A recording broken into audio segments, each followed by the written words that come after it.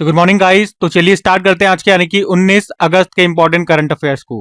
आज का पहला इंपॉर्टेंट प्रश्न ये रहा आपके सामने कि अभी हाल ही में राष्ट्रीय खेल पुरस्कार 2025 में कितने खिलाड़ियों को अर्जुन पुरस्कार के लिए चुना गया है।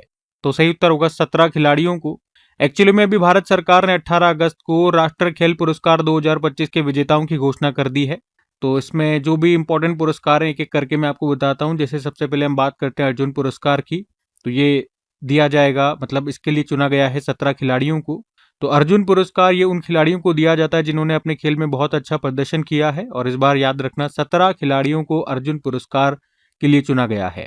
उन 17 में से कुछ नाम में अगर मैं आपको बताऊं और इनके सामने इनके खेल भी हैं, जैसे कि दिव्या देशमुख, इनका संबंध है शतरंज से, विदित गुजराती शतरंज से, गायत्री गोपीचंद बैडमिंटन, उसी तरह से तेजस्विन शंकर एथलेटिक्स, और ये बाकी सारे नाम आपके सामने हैं। ठीक है, तो ये तो अर्जुन पुरस्कार की हमने बात कर ली। एक है अर्जुन पुरस्कार लाइफ टाइम अचीवमेंट अवार्ड, तो ये दिया गया आई अरुमेनायगम को। इनको फुटबॉल में जीवन भर के योगदान के लिए ये अर्जुन पुरस्कार लाइफ टाइम अचीवमेंट अवार्ड दिया गया। वे 1962 के एशियाई खेलों में स्वर्ण पदक जीतने वाली भारतीय फुटबॉल टीम का हिस्सा रहे थे। तो अर्जुन पुरस्कार लाइफ टाइम अचीवमेंट अवार्ड केवल इनको दिया गया।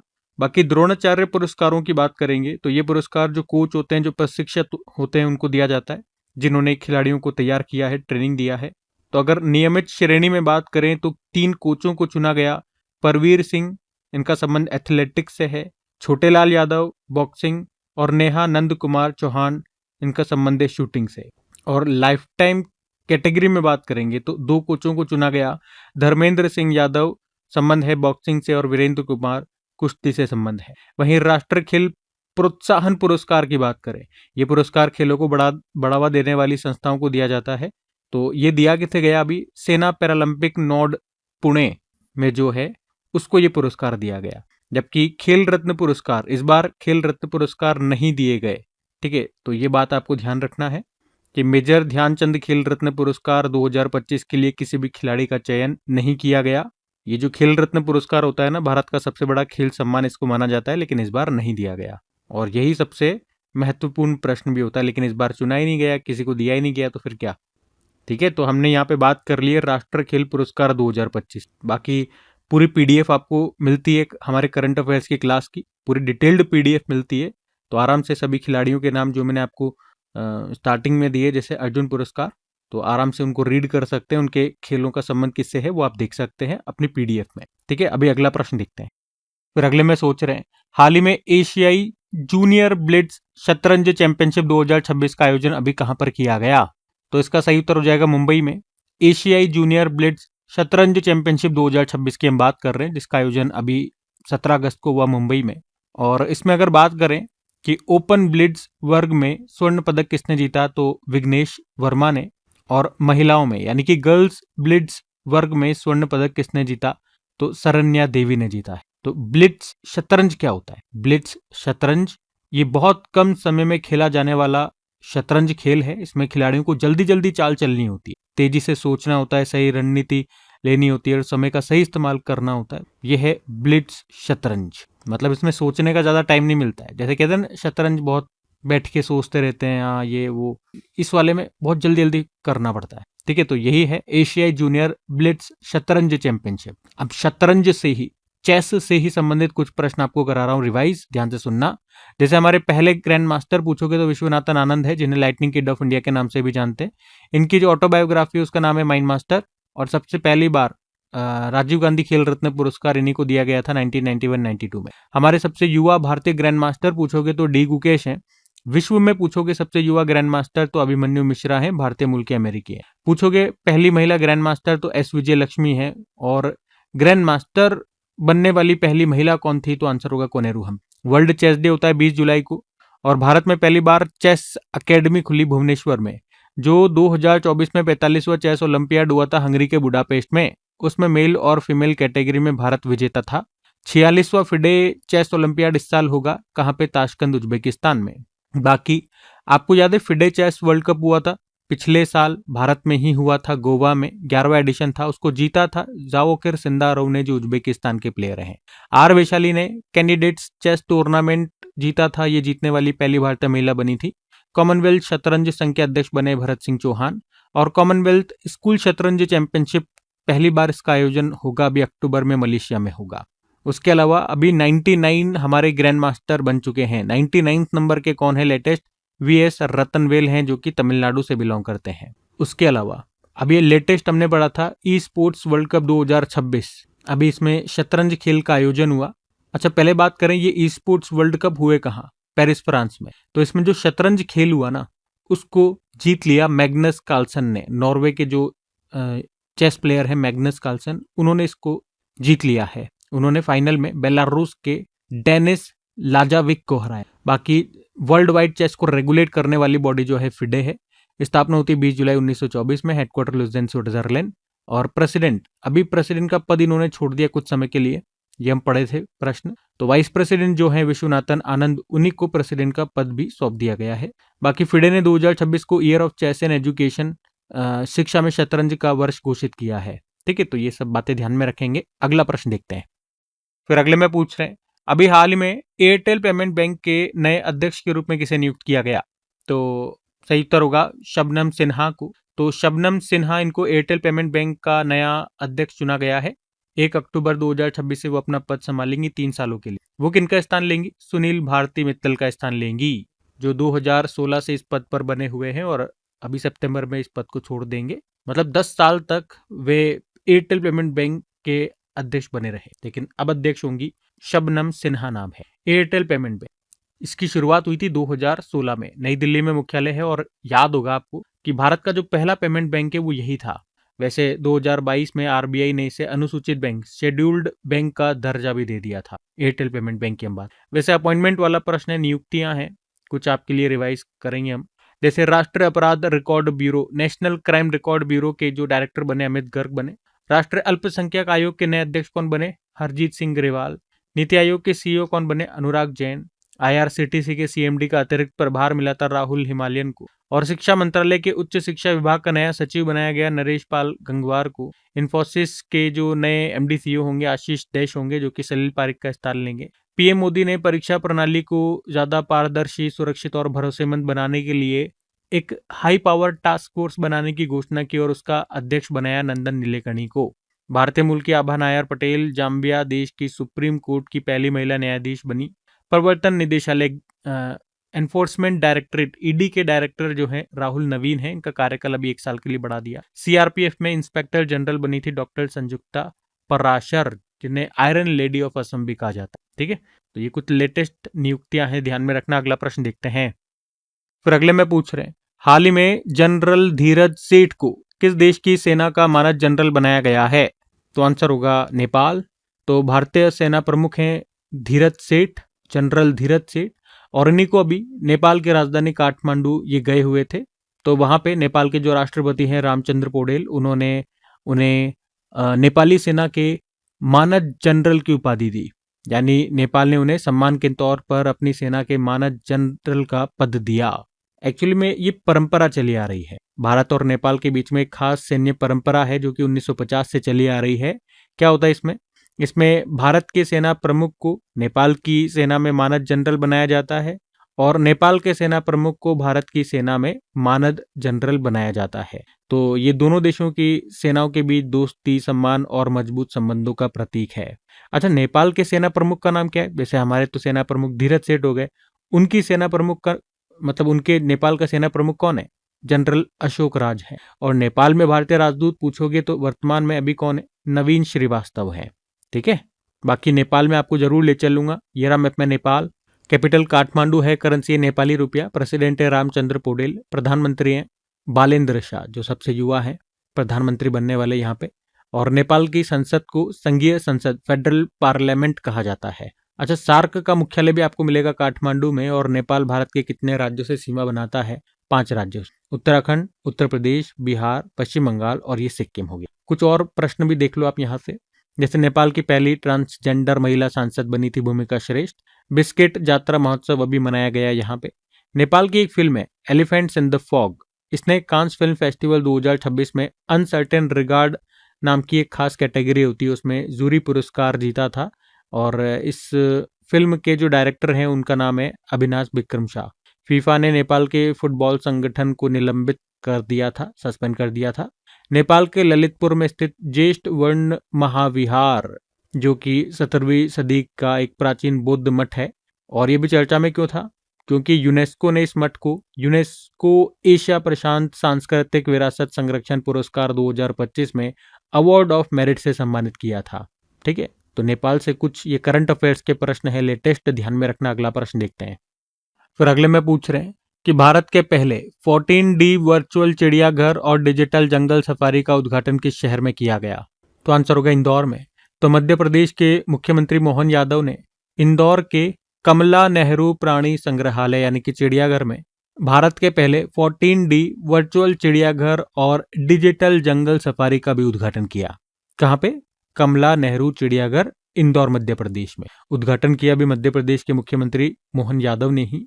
और इसमें मुख्य रूप से वर्चुअल जंगल सफारी और 14D सिनेमा थिएटर को बनाया गया है। 14D मतलब समझ रहे हो, जैसे 2D, 3D, 5D, 7D, 8D, उसी तरह से ये 14D है। इसे PPP मॉडल के तहत विकसित किया गया है, पब्लिक प्राइवेट पार्टनरशिप मॉडल के तहत। अब वर्चुअल चिड़ियाघर क्या है, फिर 14D सिनेमा क्या है, ये हम देखेंगे।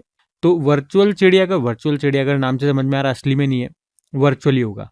मतलब असली जंगल में जाए बिना तकनीक और डिजिटल स्क्रीन की मदद से जंगल और जंगली जानवरों का अनुभव आपको कराया जाएगा। यानी आप बैठे बैठे ऐसा महसूस करेंगे जैसे आप जंगल सफारी कर रहे हो। अब आपको वर्चुअली तो मोबाइल में भी देख लेंगे, टीवी में नहीं, यहाँ कुछ अलग होगा। यहाँ आपको फील होगा कि आप वहाँ जंगल में हो, रियल में आपको लगेगा। हम मोबाइल देखते हैं, ऐसा रियल में नहीं लगता ना, बस आंखों को लगता है कि यहाँ कुछ हो रहा है, चीजें दिख रही हैं, फील नहीं आता। तो 14D सिनेमा वो आपको फील करवाएगा। तो जब मैंने आपको बताया, जब मोबाइल की स्क्रीन या टीवी पे हम देखते हैं तो फिल्में देखते हैं, कुछ भी देख रहे हो आप वीडियो, तो आंखों से देखते हो, कानों से सुनते हो, बस। लेकिन 14D सिनेमा में क्या होता है, जब आप जिस सीट पे बैठे हुए हो वो हिलेगी। जैसे चलते टाइम मूवमेंट आ रहा है तो आप भी हिलोगे। आपको कभी इस कान में ज़्यादा आवाज़ आएगी, कभी उस कान में ज़्यादा आवाज़ आएगी। कभी बारिश हो रही है तो पानी की छींटे आपको लगेंगे, हवा आ रही है तो आपको हवा फील होगी। तो आपको खुद ऐसा फील होगा, यार एक तो इतनी बड़ी स्क्रीन होगी, ये सारे चीज़ें जो वहाँ पे दिख रही है स्क्रीन में वो आपके साथ हो रही होंगी, तो आपको ऐसा लगेगा यार मैं खुद जंगल के अंदर हूँ। ठीक है, तो ये 14D सिनेमा हो गया। तो प्रश्न क्या है हमारा कि भारत का ये पहला 14D वर्चुअल चिड़ियाघर और डिजिटल जंगल सफारी, जिसका उद्घाटन अभी मध्य प्रदेश इंदौर में किया गया, वो भी कहाँ पे? कमला नेहरू चिड़ियाघर में। ठीक है, ये बात आपको ध्यान रखनी है। अच्छा प्रश्न है ये। इसी तरह से कुछ प्रश्न मैं आपको रिवाइज करवा रहा हूँ। जैसे कि देश की पहली नाइट सफारी ये शुरू होगी लखनऊ के कुकरेन वन क्षेत्र में।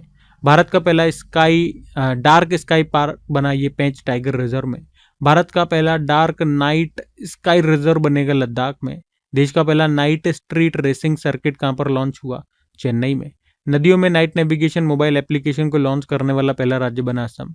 डेनमार्क के नाइट क्रॉस अवार्ड से किसे सम्मानित किया गया? विजय शंकर को। और पंजाब सरकार किस वन्यजीव अभ्यारण्य में राज्य की पहली तेंदुआ सफारी स्थापित करेगा?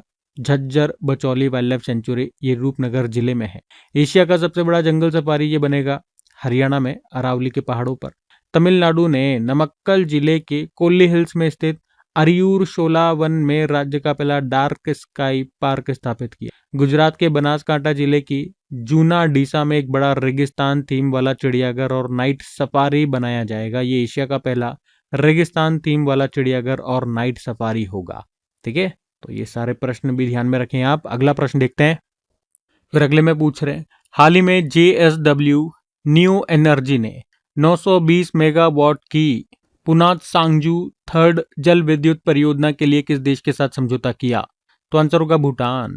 तो JSW एनर्जी की सहायक कंपनी है JSW न्यू एनर्जी। इसने भूटान की कंपनी है ड्रुक ग्रीन पावर कॉरपोरेशन, इसके साथ मिलकर एक बड़ी जल विद्युत परियोजना बनाने के लिए समझौता किया है। इस परियोजना का नाम है पुनात सांगचू थर्ड हाइड्रो इलेक्ट्रिक प्रोजेक्ट और इसकी क्षमता है 920 मेगावाट। ठीक है, तो परियोजना का नाम मैंने आपको बताया, पुनात सांगचू थर्ड हाइड्रो इलेक्ट्रिक प्रोजेक्ट है। कैपेसिटी है 920 मेगावाट की। कहाँ पर ये परियोजना स्थापित होगी? तो भूटान के वांगडू फोड्रंग जिले में, पुनात सांगचू नदी पर ही। और JSW एनर्जी का ये भारत के बाहर पहला बिजली उत्पादन प्रोडक्ट है। मतलब अब JSW एनर्जी विदेश में भी बिजली उत्पादन के क्षेत्र में कदम रख रही है। और वैसे JSW एनर्जी का लक्ष्य है 2030 तक उसकी कुल बिजली उत्पादन क्षमता 30 गीगावाट तक करना। ठीक है, भूटान में आपको लेकर के चलूंगा, लेकिन इसी तरह से कुछ जो हाइड्रो इलेक्ट्रिक प्रोजेक्ट्स हैं उनके बारे में हम बात करें तो देश की सबसे बड़ी पनबिजली परियोजना ये है सुबनसिरी लोअर।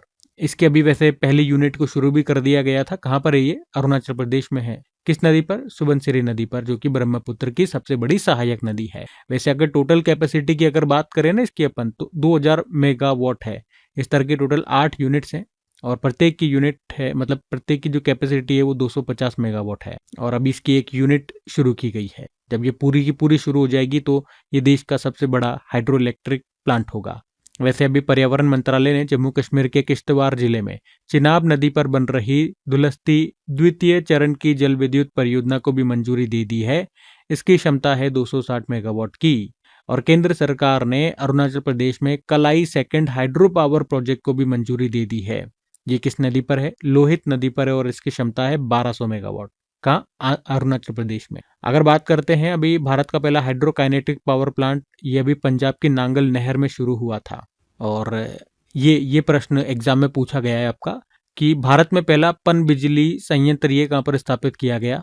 तो आंसर होगा दार्जिलिंग, पश्चिम बंगाल में। ठीक है, ये प्रश्न आया हुआ है एग्जाम में, ध्यान में रखना आप जरूर से। हम अगला प्रश्न देखते हैं। फिर अगले में पूछ रहे हैं कि पाकिस्तान ने मुंबई के अभी किन 2 डॉक्टरों को निशान इम्तियाज, जो उनका सर्वोच्च सम्मान है, वो देने का फैसला किया है?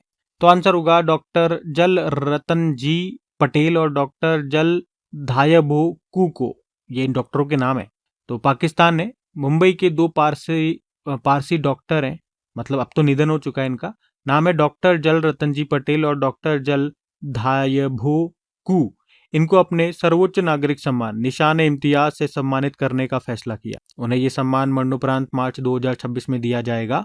अब आप सोचोगे कि क्यों दिया जा रहा है, क्यों दे रहा है पाकिस्तान? तो एक्चुअली में ये बात है साल 1946 की, जब इन दोनों डॉक्टरों ने मोहम्मद अली जिन्ना का एक्सरे की जांच की थी और जांच से पता लगा था कि जिन्ना को फेफड़ों का जो टीबी है, ट्यूबरक्लोसिस, वो बहुत गंभीर अवस्था में है। और डॉक्टरों के अनुसार उनकी बीमारी इतनी बढ़ चुकी थी कि उनके पास शायद केवल 1 या 2 साल का ही समय बचा था। लेकिन डॉक्टरों ने जिन्ना की बीमारी की गंभीर जानकारी गुप्त रखी थी। अब बीमारी जो छुपाया सबसे, वो महत्वपूर्ण क्यों रहा? तो उस समय भारत का भविष्य तय हो रहा था। आपको बताया, भारत के बंटवारे और पाकिस्तान के निर्माण को लेकर के राजनीतिक बातचीत चल रही थी। अगर ब्रिटिश सरकार और नेताओं को ये पता चल जाता कि जिन्ना बहुत गंभीर रूप से बीमार हैं और उनकी जिंदगी ज्यादा लंबी नहीं है, तो संभव था कि बंटवारे का फैसला अलग तरीके से होता, बंटवारे में देरी होती और पाकिस्तान बनने का समय या परिस्थितियां बदल सकती थी। यही कारण है कि पाकिस्तान इन दोनों डॉक्टरों की पेशेवर गोपनीयता को महत्वपूर्ण मान रहा है और वो इसीलिए इन दोनों को उसका जो सर्वोच्च नागरिक सम्मान है, निशान है इम्तियाज, वो देने का फैसला किया। ठीक है, तो हमें क्या याद रखना है कि पाकिस्तान का जो सर्वोच्च नागरिक सम्मान है, क्या कहते हैं? निशान है इम्तियाज। और अभी किन 2 डॉक्टरों को दे रहा है ये? डॉक्टर जल रतन जी पटेल और डॉक्टर जल धायबो कु को। अच्छा, ये भी मैं आपको बताऊं कि पाकिस्तान के एक मंत्री के अनुसार भारत के जो आखिरी वायसराय रहे थे लॉर्ड माउंटबेटन, उन्होंने बाद में ये माना था कि अगर उन्हें जिन्ना की गंभीर बीमारी के बारे में पहले से पता चल जाता तो शायद वे बंटवारे को टालने की कोशिश। अच्छा, जिन्ना की मृत्यु कब हुई थी? तो 11 सितंबर 1948 में। अब कुछ अवार्ड्स मैं आपको रिवाइज कराता हूँ, अवार्ड वाला प्रश्न है क्योंकि। तो एबेल पुरस्कार 2026 ये गार्ड फाल्टिंग को दिया गया, जर्मनी के प्रसिद्ध गणितज्ञ हैं। रंगमंच में उत्कृष्टता के लिए 2026 का Meta life time achievement award दिया गया अमोल पालेकर को। 2025 के लिए 60वां ज्ञानपीठ पुरस्कार मिला आर वेर्रामुथु को, तमिल भाषा के लेखक है। और global teacher prize 2026 Rouble Nagi को। अभी साहित्य अकादमी पुरस्कारों में बात करें तो 2025 के लिए हम बात कर, हिंदी का दिया गया ममता कालिया को उनके संस्मरण जीते जी इलाहाबाद के लिए। अंग्रेजी का नवतीत सरना को उनके नॉवल क्रिम्सन स्प्रिंग के लिए। राजस्थानी का जितेंद्र कुमार सोनी को कहानी संग्रह भारखमा के लिए। 2026 का जो प्रतिष्ठित संगीत कला निधि पुरस्कार है वो वीणा वादक जयंती कुमारेश को दिया गया। नृत्य कला निधि पुरस्कार नरेंद्र जी को दिया गया जिनका संबंध भारतनाट्यम से है। सरस्वती सम्मान 2025 दिया गया किसे? राम कुमार मुखोपाध्याय को, जो कि बांग्ला लेखक, उनकी कृति हरा पार्वती कथा के लिए, जो कि एक बांग्ला उपन्यास है। इसके अलावा अभी 2026 का प्रतिष्ठित लोकमान्य तिलक राष्ट्रीय पुरस्कार अजीत डोभाल को दिया गया, राष्ट्र सुरक्षा सलाहकार है हमारा, नेशनल सिक्योरिटी एडवाइजर। और 2026 का फील्ड मेडल, जो कि गणित का नोबेल पुरस्कार भी इसको कहा जाता है, ये वैसे तो अभी 4 लोगों को दिया गया है, लेकिन इसमें एक महिला है जो ये अवार्ड पाने वाले इसके इतिहास की तीसरी महिला बनी है। होंग वांग, ये चाइना से ही है। ठीक है। बाकी अभी रोमानिया की कैपिटल बुखारेस्ट में भारत के जो राष्ट्रपति हैं द्रौपदी मुर्मू, उनको डॉक्टर होनोरिस कॉसा यानी कि मानद डॉक्टरेट से सम्मानित किया गया। प्रसिद्ध भारतीय लेखक गुरचरण दास को लाइफ टाइम लिबर्टेरियन अवार्ड से सम्मानित किया गया। वे सम्मान पाने वाले पहले भारतीय लेखक बने। और भारतीय वैज्ञानिक के प्रोफेसर दीपक धर, इनको 2026 का डिराक मेडल मिला। वे ये अवार्ड जीतने वाले दूसरे भारतीय बने हैं। ठीक है, तो ये सब अवार्ड्स भी आप ध्यान रखना। अगला देखते हैं प्रश्न। फिर अगले में पूछ रहे हैं कि टेस्ट क्रिकेट में 4000 प्लस रन और 350 से ज्यादा विकेट लेने वाले रविंद्र जडेजा ये भारत के कौन से खिलाड़ी बन गए हैं ये अचीवमेंट प्राप्त करने वाले? तो आंसर होगा दूसरे नंबर के भारतीय खिलाड़ी बन गए। तो अभी श्रीलंका के खिलाफ खेले गए टेस्ट में रविंद्र जडेजा ने पहली पारी में 3 विकेट ले लिए और इसी के साथ उनके टेस्ट करियर में 350 विकेट पूरे हो गए हैं। मतलब अब कुल 351 टेस्ट विकेट वो ले चुके हैं। साथ ही उन्होंने टेस्ट क्रिकेट में 4108 रन भी बना दिए हैं और इसी के साथ वे भारत के केवल दूसरे खिलाड़ी बन गए हैं जिनके टेस्ट क्रिकेट में 4000 से ज्यादा रन हैं और 350 से ज्यादा विकेट हैं। अब आप पूछोगे या बोलोगे कि भैया ये दूसरे अगर भारतीय खिलाड़ी बन गए ऐसा करने वाले, तो पहले कौन है? तो पहले थे कपिल देव सर, जिनके टेस्ट क्रिकेट में रन कितने टोटल 5248 और विकेट हैं 434। अच्छा, पूरी दुनिया में बात करेंगे तो ये उपलब्धि केवल अभी 4 ही खिलाड़ियों के पास है। तो रविंद्र जडेजा दुनिया में अगर बात करोगे तो ऐसा करने वाले ये चौथे खिलाड़ी बन गए। ठीक है, टेस्ट क्रिकेट में 4000 से ज्यादा रन है और 350 से ज्यादा विकेट हैं, उसकी हम बात कर। ओके, अगला प्रश्न देखते हैं। फिर अगले में पूछ रहे हैं कि हाल ही में यूके की रोल्स रॉयस कंपनी ने भारत के फाइटर जेट इंजन के लिए अभी किस प्राइवेट कंपनी के साथ समझौता करने की घोषणा की? तो आंसर होगा रिलायंस ग्रुप। तो भारत अपना 5वीं पीढ़ी का लड़ाकू विमान एडवांस मीडियम कॉम्बैट एयरक्राफ्ट बनाने की तैयारी कर रहा है और इस विमान के लिए एक बहुत शक्तिशाली जेट इंजन चाहिए। तो अभी ब्रिटेन की एक फेमस इंजन कंपनी है रोल्स रॉयस, जिसकी कम से कम कारों के बारे में आपने सुना ही होगा, बहुत महंगी महंगी कारें आती हैं रोल्स रॉयस, और इसने अभी भारत की रिलायंस इंडस्ट्रीज के साथ मिलकर भारत में ऐसे एडवांस जेट इंजन बनाने के लिए समझौता किया है। तो दोनों कंपनियों के क्या क्या काम होंगे? जो रोल्स रॉयस कंपनी है ये जेट इंजन की उन्नत तकनीक और विशेषज्ञता देगा और रिलायंस कंपनी क्या करेगी? भारत में फैक्ट्री मैन्युफैक्चरिंग और बड़े स्तर पर उत्पादन की क्षमता में मदद करेगा। दोनों मिलकर भारत में एरोस्पेस गैस टरबाइन कॉम्प्लेक्स बनाने की योजना पर काम करें। तो लक्ष्य केवल इंजन बनाना नहीं है, बल्कि इंजन का डिजाइन, निर्माण, टेस्टिंग और लंबे समय तक रखरखाव जैसी क्षमताएं भारत में विकसित करना इनका लक्ष्य है। AMCA मतलब एडवांस मीडियम कॉम्बैट एयरक्राफ्ट, ये भारत का प्रस्तावित 5वीं पीढ़ी का 5th जनरेशन का स्टील्थ फाइटर जेट है। तो इस विमान के लिए स्वदेशी और शक्तिशाली इंजन बनाना एक महत्वपूर्ण बात है। और ये भारत के लिए इतना महत्वपूर्ण क्यों है? ये एग्रीमेंट इतना महत्वपूर्ण क्यों होता है हमारे लिए? तो भारत को अभी लड़ाकू विमानों के इंजन के मामले में काफी हद तक हमें विदेशी तकनीकों, विदेशी कंपनियों पर ही निर्भर रहना पड़ता है, लेकिन अब भारत में ही आधुनिक फाइटर जेट इंजन की डिजाइन और निर्माण क्षमता विकसित हो रही है। तो हमारी निर्भरता दूसरे देशों पर कम हो जाएगी, भारत की तकनीकी क्षमता बढ़ेगी, रक्षा क्षेत्र में हमारी आत्मनिर्भरता बढ़ेगी, हम आत्मनिर्भर बनेंगे। ठीक है, तो ये सब एक्स्ट्रा बातें थी। मेन जो बात थी वो मैंने ऊपर आपको बता दी, वही आपको ध्यान रखना है।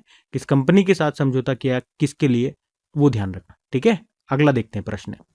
फिर अगले में पूछ रहे हैं कि हाल ही में मुख्य चुनाव आयुक्त ज्ञानेश कुमार ने इलेक्ट्रल लिटरेसी क्लब 2.0 को अभी कहां पर लॉन्च किया? तो सही उत्तर होगा पटना, बिहार में। तो ELC 2.0 मतलब होता है इलेक्टोरल लिटरेसी क्लब 2.0।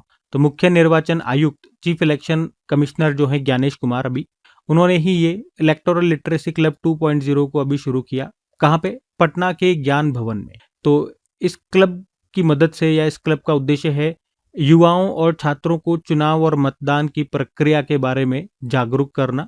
और इसकी टैगलाइन है लोकतंत्र सीखें, लोकतंत्र का नेतृत्व करें। मतलब युवाओं को सिर्फ वोट डालने के लिए नहीं, बल्कि लोकतंत्र को समझने और उसमें जिम्मेदारी से भाग लेने के लिए तैयार करना है। यही इसकी टैगलाइन है और यही इसका उद्देश्य है, इलेक्टोरल लिटरेसी क्लब, जिसको अभी शुरू किया कहाँ पे? पटना, बिहार में। अब ये 2.0 है, मतलब ये इसका दूसरा चरण है। पहली बार इसको शुरू किया गया था 2018 में। ये भी साथ के साथ मैं आपको बता दूं। देखो, इलेक्शन कमीशन ऑफ इंडिया की बात करते हैं तो इसका उल्लेख संविधान के भाग 15 में अनुच्छेद 324 से 329 तक में आपको मिलेगा। तो इसकी जो चुनाव आयोग की स्थापना होती है 25 जनवरी 1950 को। वर्तमान में मुख्य चुनाव आयोग कौन है? ज्ञानेश कुमार है, 26वें नंबर के। अच्छा, पहले कौन थे? फर्स्ट नंबर सबसे पहले जो बने होंगे ना मुख्य चुनाव आयुक्त, उनका नाम है सुकुमार सेन। पहली महिला में पूछोगे तो वीएस रमा देवी। जो अभी वर्तमान में 2 इलेक्शन कमिश्नर हैं, चुनाव आयुक्त हैं, उनके नाम क्या है? विवेक जोशी और सुखबीर सिंह संधू। बाकी मैं आपको याद दिलाऊं तो चुनाव आयोग ने कहां पर चांद से चुनाव तक एक पहल शुरू की थी? तो आंसर होगा दिल्ली। चुनावी अखंडता पर अंतर्राष्ट्रीय सम्मेलन 2025 हुआ था स्टॉकहोम, स्वीडन में। चुनाव आयोग ने मतदान केंद्र में मतदाताओं की अधिकतम संख्या 1500 से घटाकर कितनी कर दी? 1200। भारत का पहला राज्य कौन सा बन गया जिसने मोबाइल आधारित ई वोटिंग की सुविधा शुरू की? तो बिहार। आम चुनाव में मतदान की न्यूनतम आयु 18 से घटाकर 16 वर्ष कर दी। किसने? अभी ब्रिटेन ने। चुनाव आयोग ने अखिल भारतीय मतदाता सूचियां का विशेष गहन पुनरीक्षण यानी कि एसआईआर जिसे आप कहते हो, स्पेशल इंटेंसिव रिवीजन, ये करने की घोषणा की थी अभी। तो सबसे पहले इसको कहां पर शुरू किया गया था? बिहार में ही। और अगर पूछे कि एसआईआर के तहत मतदाता सूचियों को पूरी तरह से डिजिटल करने वाला पहला भारतीय राज्य बना राजस्थान। और अभी 2026 के लिए इंटरनेशनल आइडिया के अध्यक्ष बनाए गए थे ज्ञानेश कुमार को ही। आइडिया मतलब institute for democracy and electoral assistance. अच्छा, भारत में लोकतंत्र और चुनाव प्रबंधन पर अंतर्राष्ट्रीय सम्मेलन 2026 ये हुआ था अभी नई दिल्ली में ही, जिसका आयोजन भारतीय निर्वाचन आयोग ने ही किया था। ठीक है, तो ये सारी बातें ध्यान में रखना। बाकी भैया ये थी आज की हमारी करंट अफेयर्स की क्लास। कमेंट करके जरूर बताना सेशन आपको कैसा लगा। अच्छा लगे तो प्लीज इसे अपने दोस्तों के साथ में स्टडी ग्रुप में एक बार शेयर जरूर करना। वीडियो को लाइक नहीं करा तो लाइक कर देना। बाकी चलो अभी कल के करंट अफेयर्स का हम क्विक रिविजन कर लेते हैं और सेशन एंड करते हैं। बाकी हाँ, इनकी पीडीएफ और प्रैक्टिस के लिए जो क्विज है वो आपको डेली मिल ही जाता है अपनी क्रिक एग्जाम एप्लीकेशन में, जिसका लिंक नीचे डिस्क्रिप्शन बॉक्स में गिवन है। बाकी चलो अभी कल के करंट अफेयर्स का हम क्विक रिवीजन करेंगे और सेशन एंड करेंगे। तो कल पहला प्रश्न क्या पूछा था कि मैत्री सैन्य अभ्यास, इसका आयोजन किस देश में हो रहा है? तो आंसर होगा थाईलैंड। फिर अगले में पूछ रहे हैं शतरंज ई स्पोर्ट्स वर्ल्ड कप का दूसरा संस्करण ये कहां पर हुआ? तो आंसर होगा फ्रांस में। ई स्पोर्ट्स वर्ल्ड कप तो फ्रांस में चल रहे हैं। फिर पूछा स्वतंत्रता दिवस 2026 के अवसर पर प्रधानमंत्री नरेंद्र मोदी ने विकसित भारत के लिए कौन सा विजन पेश किया? तो सप्तधारा।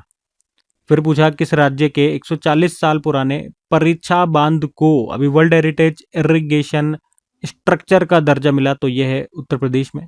फिर पूछा 65 भारतीय भाषाओं और बोलियों में बातचीत को पहचानने वाले श्रवाणी मॉडल को किसने लॉन्च किया? तो आंसर होगा आईआईसी बेंगलुरु ने। और हाल ही में 54 देशों की यात्रा करने वाली सूर्यपथ तिरंगा ग्लोबल रिले, इसे कहां पर शुरू किया गया? कहां से शुरू किया गया? तो फिजी देश से। और अभी हाल ही में भारी उद्योग मंत्रालय के आंकड़ों के अनुसार सबसे ज्यादा ई वाहन चार्जिंग स्टेशन कहां मिलेंगे आपको? तो महाराष्ट्र में मिलेंगे। ओणम किस राज्य का सबसे प्रसिद्ध त्योहार है जो अभी मनाया गया? तो ये केरल का है। फिर पूछा भारत सरकार के दूरसंचार विभाग के नेतृत्व में ब्रिक्स आईसीटी ट्रैक की बैठक अभी कहां पर हुई? तो आंसर होगा पुणे में। बाकी चलो कल का भी होमवर्क प्रश्न देख लेते हैं और सेशन एंड करते हैं। तो कल आपसे पूछा था यूरो करेंसी को अपनाने वाला भी 21वां देश कौन सा बना? तो आंसर होगा बुल्गारिया। आप सभी ने प्रश्न का बिल्कुल सही उत्तर दिया। अब आज का आपका होमवर्क प्रश्न,